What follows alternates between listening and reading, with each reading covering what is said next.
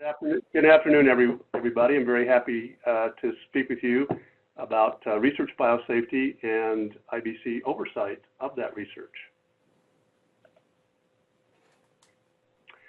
So there are many areas of research that involve exposure to biohazardous materials.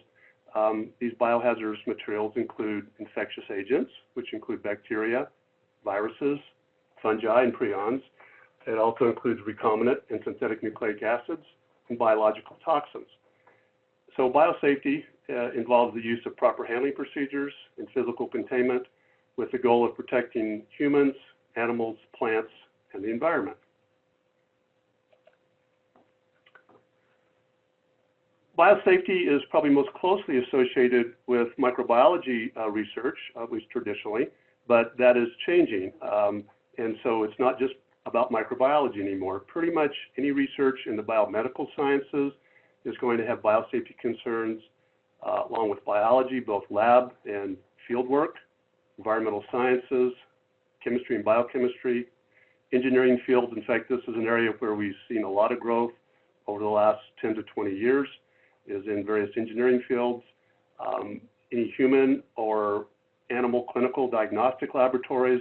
And so any work that involves microbes, recombinant DNA technology, human and non-human primate materials, and zoonotic agents is going to be within the realm of biosafety.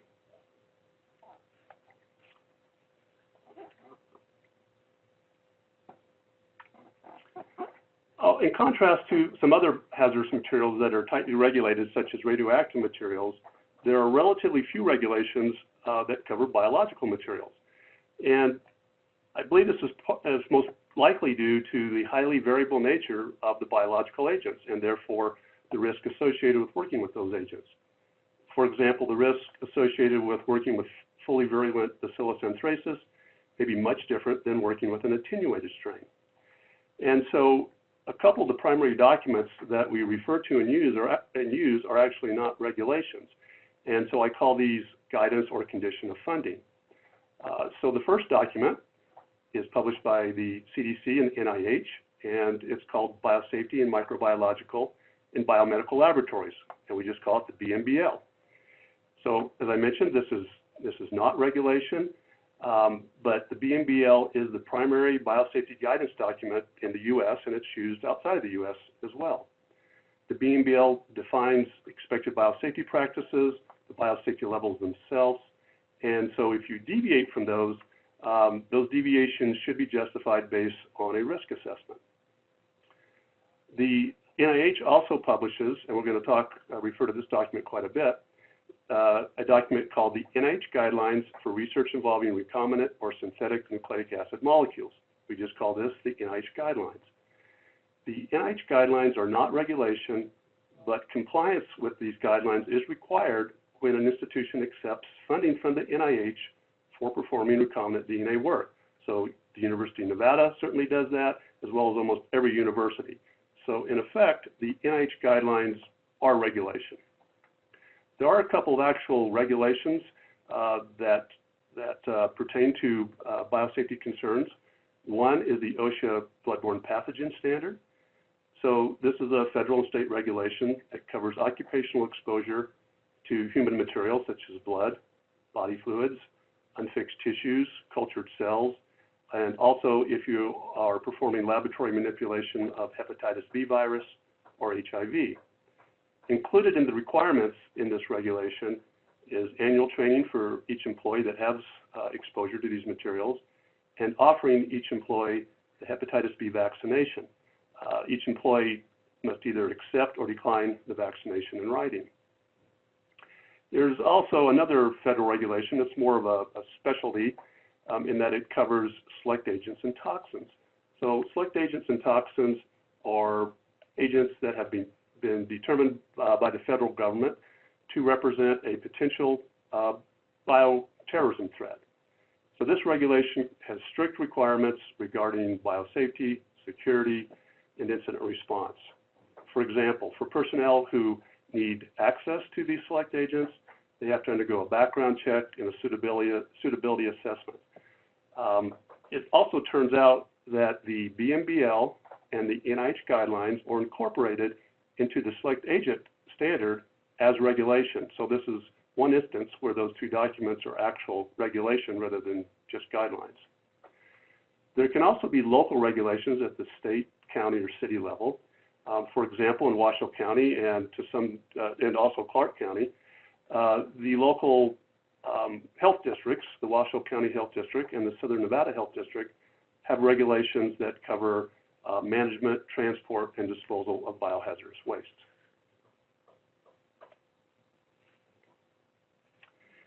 Because of the variability of biological agents, like I referred to previously, a research-specific risk assessment should be performed to determine the appropriate safety procedures. This risk assessment should consider factors such as the agent itself, its pathogenicity and virulence, the agent's route of transmission, procedures, the procedures being formed and therefore the potential for personnel exposure, individual health risk factors, and other factors. Both the NIH guidelines and the BMBL utilize risk assessment as the basis for determining the appropriate biosafety level. The biosafety level is that combination of laboratory practices, containment equipment, and laboratory design that is needed to perform the work safely. So both the NIH guidelines and the BMBL define 4 biosafety levels, from biosafety level 1, which is the lowest risk, to biosafety level 4, which is the highest risk. So biosafety level 1 is appropriate for microbes that are not known to cause disease in healthy adults. However, if someone is immunocompromised, they would be at increased risk. An example of an agent that would be worked with at biosafety level 1, non-pathogenic E. coli. Biosafety level 2 is for microbes that pose a moderate hazard and which are associated with human disease, although typically there is a vaccine or an antibiotic, some type of treatment available. Examples of agents that are worked with at biosafety level 2 include salmonella, human materials like blood, tissue, and cultured cells. Biosafety level 3 is appropriate for microbes that are of a higher hazard, which can cause serious or potentially lethal disease. And the big differentiating factor here is that they can cause infection through respiratory transmission. And so to work at biosafety level 3, you need a specialized laboratory, a biocontainment facility that is designed a specific way. And again, the NIH guidelines and the BMBL provide guidance on what those facilities, what features those facilities should include. Examples of BSL-3 agents include Mycobacterium tuberculosis and Bacillus anthracis. Biosafety level 4 is for the highest risk agents, as I always say, the agents I make movies out of. And these are microbes that pose a very high risk of aerosol transmitted infections, frequently fatal without treatment or vaccines. Examples include Ebola virus, Marburg virus. We're never going to perform that kind of work at UNR. You need highly specialized laboratories, and almost all of them are government laboratories in this country. The NIH guidelines require that each institution provide oversight of their work that involves recombinant or synthetic nucleic acids. And the primary way that this oversight is provided is through establishment of an Institutional Biosafety Committee. The IBC is responsible for reviewing and approving work that involves recombinant or synthetic nucleic acids and ensuring compliance with the NIH guidelines and reporting any incidents as required. A biosafety officer is also required if the institution engages in biosafety level 3 work or biosafety level 4 work or large-scale work, which is defined as cultures greater than 10 liters. The biosafety officer is responsible for assessing laboratories for compliance with the NIH guidelines, developing biosafety and security procedures for the laboratories, and generally providing technical guidance to the IBC. And for the University of Nevada, Reno, I am currently the biosafety officer. Under the NIH guidelines, the scope of the IBC is limited to work that involves recombinant or synthetic nucleic acids. However, at UNR, as well as essentially every university that I'm aware of, the IBC, the scope of the IBC has been expanded to include oversight of all biological agents, including the ones that I have listed. So recombinant and synthetic nucleic acids, including genetically modified plants and animals, microorganisms, of course, biological toxins, human and animal blood, body fluids, tissues, and cells, plant tissues and cells, insect tissues and cells, and animals that are sources of zoonotic disease.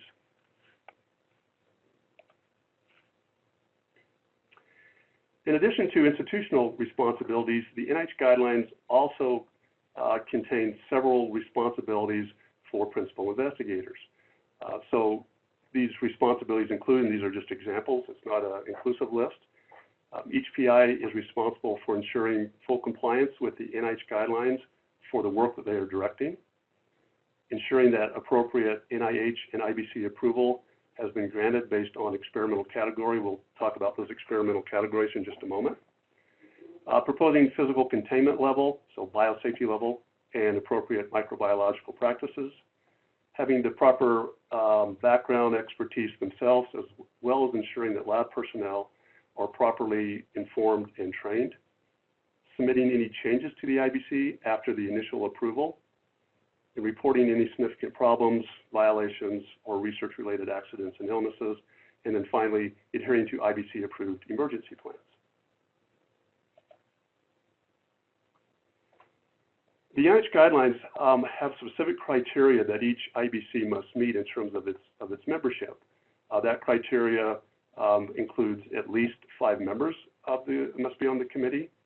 At least 2 of those members must not be affiliated with the institution in any way other than their involvement with the committee. And the role of those 2 members is to represent the community interest. At least 1 member must have expertise in plant containment principles if work with plants is being conducted. At least 1 member must have expertise with animal containment principles if work with animals is being conducted. If there's work at higher biosafety levels, so biosafety level 3 and above, or large scale, biological safety officer is required and must be a member of the IBC. But the bottom line is that collectively the committee must have experience and expertise with the recombinant nucleic acid technology that is used at the institution. The current makeup of the UNR IBC, we have 8 members total. We have 2 members that have animal containment expertise. We currently have 3 community members. We have the biosafety officer, myself, and collectively the group has expertise in many areas, including biosafety, microbiology, molecular biology, biochemistry, and animal care and containment. Research involving biological agents also involves research, often also involves research of animals and sometimes human subjects.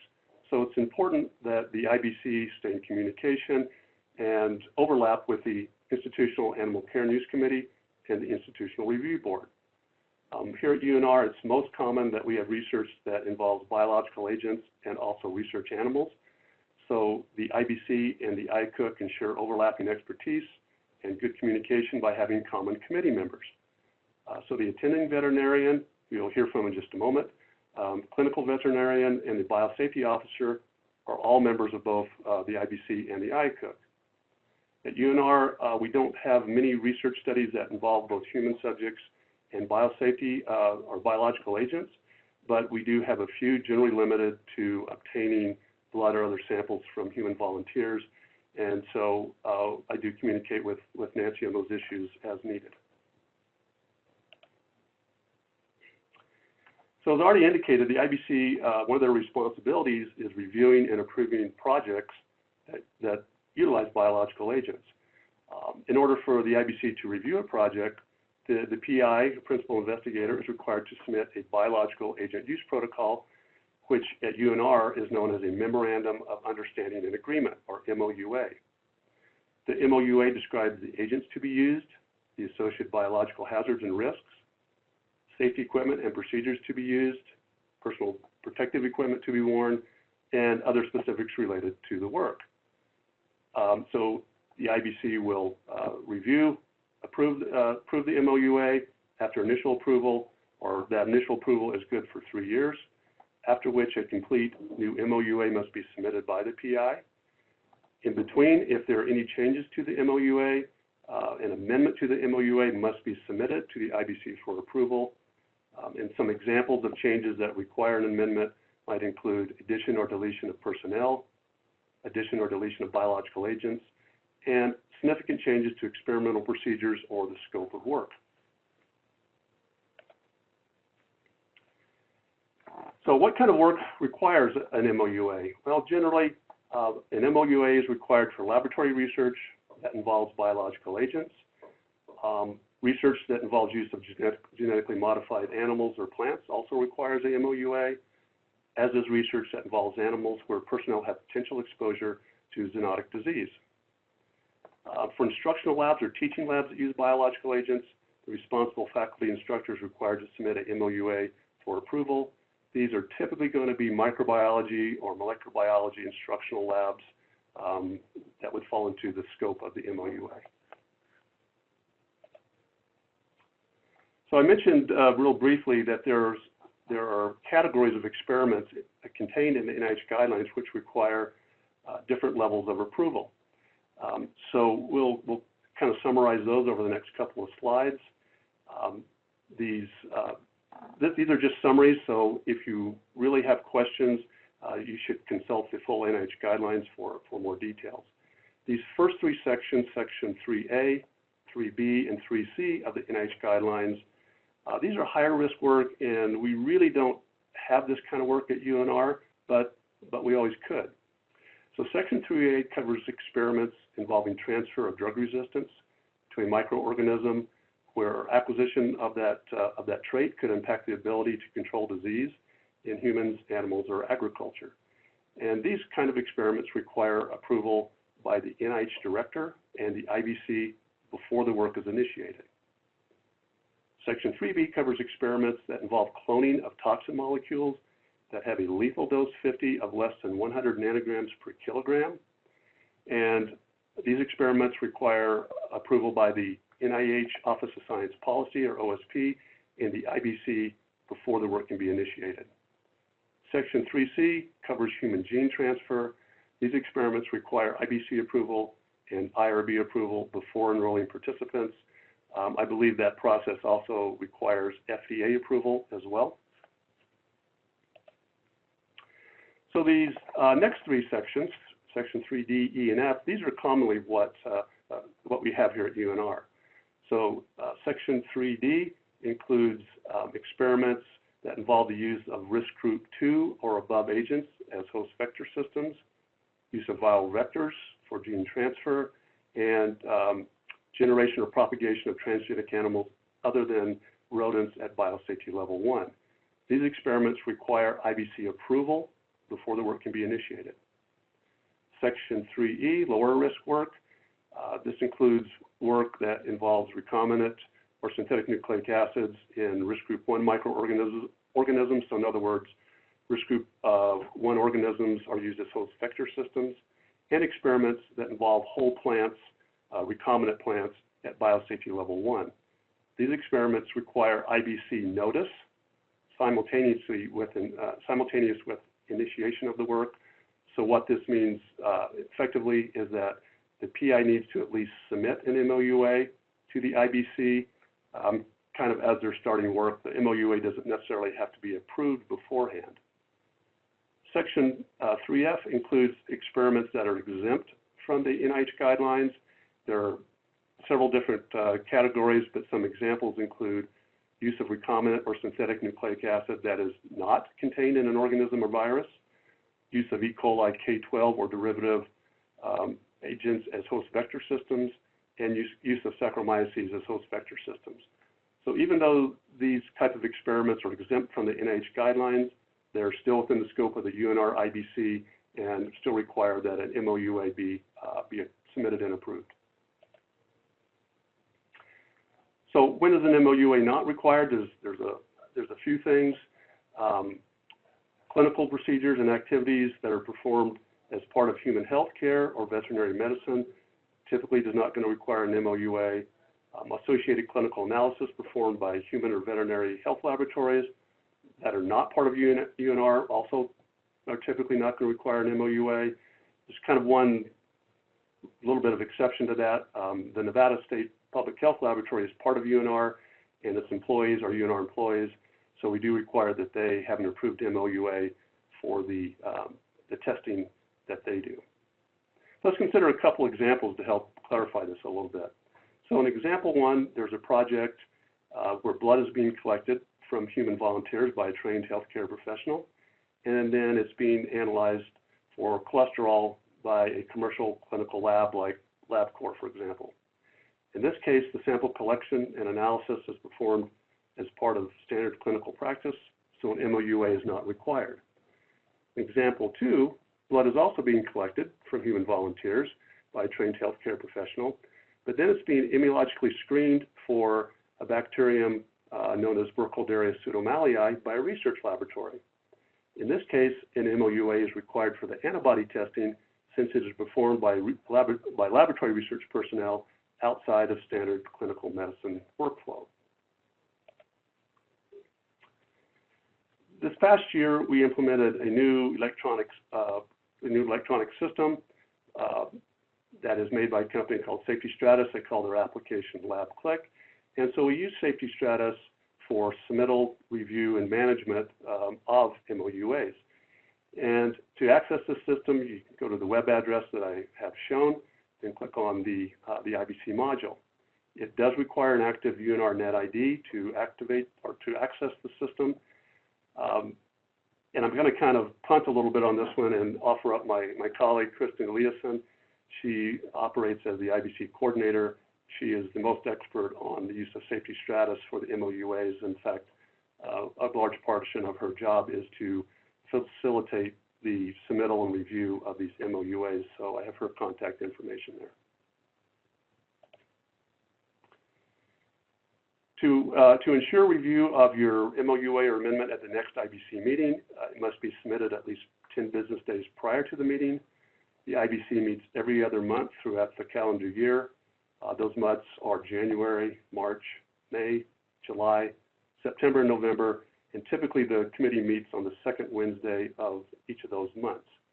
So once you submit an MOUA via Safety Stratus, the IBC will review the protocol, provide any comments through the Safety Stratus system. The PI will then be notified that there are comments. They can go back into their MOUA and address those comments. Then there will be a final review at the next IBC meeting, and if all comments have been properly addressed, the MOUA will be approved. If there are still some outstanding issues, but they're not considered to be significant, the IBC will often approve the MOUA contingent on the PI addressing the remaining comments. That way, the MOUA doesn't have to wait for 2 more months till the next IBC meeting to be approved. So this last page just provides contacts. If you have questions, you need help. The IBC chair is Dr. Bill Clorshane. He's an associate professor in the Department of Microbiology. I'm Ben Owens. I'm the Biosafety officer, and my colleague Kristen Eliasson is the IBC coordinator. I also have the UNR, the URL for the UNR website up there, unr.edu/EHS. And then one place that you can access the Safety Stratus application is you go to Forms and Application and look for biological safety forms. That's all I have, unless there's any questions. Thank you, Ben.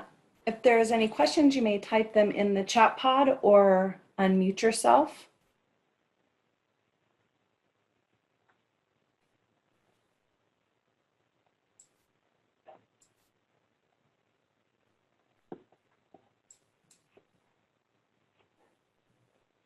Okay, I do not see any questions in the chat pod. It's because you did such a thorough job. That was, I'm sure, thank you. That was excellent. Thank you very much, Ben. All right, well, we appreciate you spending your time. Yeah. Sure. If anybody has questions in the future, they can contact us anytime, of course. Great, thank you so much for your time. We appreciate it.